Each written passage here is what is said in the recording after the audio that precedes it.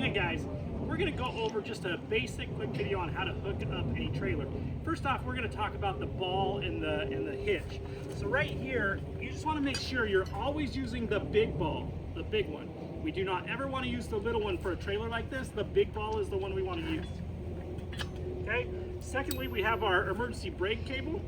This is going to clip on to where you actually clip the chains.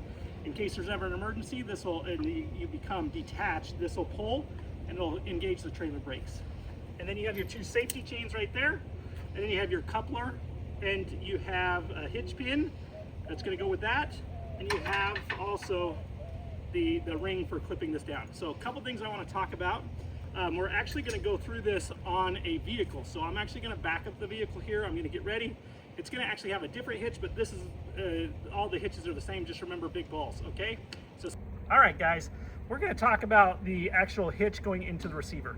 Just remember all the receivers, like on your vehicle, it must be a 2-inch receiver, okay? That's going to take this shank. You're going to slide this in, and then you're going to use your hitch pin. You always want to try and use the furthest one back so the hitch is actually inside the receiver of the trailer further, and then you're going to put your hitch pin through just like this once it's connected to your truck, and then you're going to go ahead and put your hitch pin in, or the pin in here, and this is, you're just going to imagine that this is actually inside the receiver on your vehicle, and I'm going to show you what that looks like here in a second. All right guys, now we're kind of ready to show you the rest of the process. We've already hooked in the hitch. See how it's gone into the receiver, and then you put your hitch pin through and you put the cotter pin on the back side, which is great. One thing you're going to want to take into consideration is actually adjusting the height of the hitch here, so of the ball. Usually you're going to do this but I kind of have it set up here for the video. Like you will you want to make sure that the trailer is level, and to do that you're just going to look at the side of the RV and make sure it's level. You always want to start a little bit higher than level, because once you put the weight on the ball, it's actually going to make your vehicle sag a little bit. So we usually do about 4 to 5 inches of play there. So just to adjust this, and most hitches act in the same way, you're going to pull this pin right here.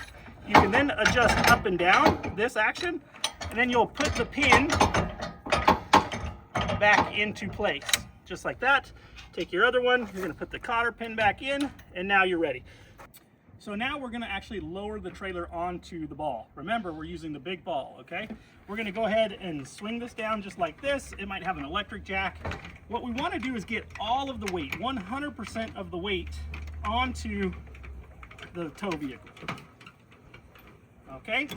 Now, once you see that the actual jack is off the ground, or you have some play, we're completely there. And then you're going to go right here. This is how you work this, is you're actually going to lift it up and pull it forward and lock it down. Now if you're going to detach, you have to do the opposite. You have to lift it up, pull it back away from it, and then you can actually uncouple from the hitch. So we're going to show you how this is done. You're going to swing it forward just like that. You have a hitch pin here. This pin is going to make sure it's secured. So once it's locked on, everything like that, you're going to take your hitch pin, you're going to put it right through, and then you're going to lock that down, okay? Next, we're going to make sure we have our light plug plugged in. You don't want this, don't forget this, because if you drag it, it'll destroy it, and we've had a few people do that, so just be careful. So this will just plug in. Make sure there's a little knob here, and then there's always a knob on the cover when you lift it up. You want to make sure those knobs line up, because what happens is this comes in, you pass the knob, and then once you put it down, it actually secures it and holds it, locks it in place. So you just go like this, you're going to plug it all in. Sometimes you got to wiggle it a little bit, get it locked in, now it's secure.